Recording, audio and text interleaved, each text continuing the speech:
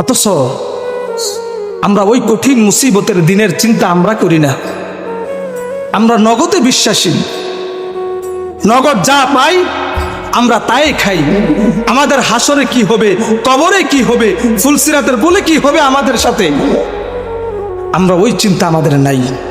ওই চিন্তা ফিকির বিন্দু পরিমাণ আমাদের ভিতরে নাই। সাহাবাই কেরামরা যখন জাহান্নামের আলোচনা শুনতেন, হাসরের ময়দানের আলোচনা শুনতেন, জোরে জোরে হাউ মাউ করে চিৎকার করতেন আর বলতেন, আল্লাহ আমার সাথে যিনি হাসরের ময়দানে আল্লাহ তাআলা কোন আচরণ করেন।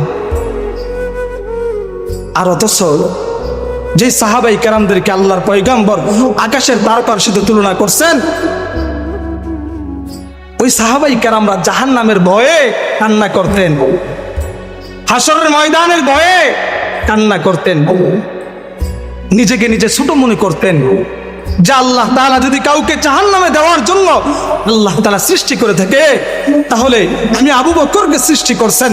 আল্লাহ তাআলা যদি কাউকে জাহান্নামে দেওয়ার জন্য সৃষ্টি করে থাকে, আমি ওমরকে সৃষ্টি করছেন।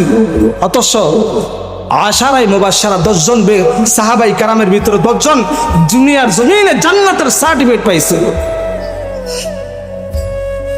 তাও তাদের ভিতরে চিন্তা থাকছে, তাদের ভিতরে তাও চিন্তা ফিকির থাকছে যে আল্লাহ তাআলা হাসরের ময়দানে যিনি আমার সাথে কোন আচরণ করে, আল্লাহ তাআলা হাসরের ময়দানে আমার সাথে যিনি কি ব্যবহার করে। মুহতারাম হাজিরিন, একটা বার চিন্তা করে দেখি, একটা বার চিন্তা করি তো যে আসলে হাসরের ময়দান এত লম্বা একটা সফর, এত লম্বা সময়, যেই সময়ের ভিতরে 2 পাও এদিক ওদিক করতে পারবো না। বছর কত বছর দাঁড়িয়ে থাকতে হবে হাসরের ময়দানে? 50,000 বছর। কয় হাজার বছর? 50,000 বছর।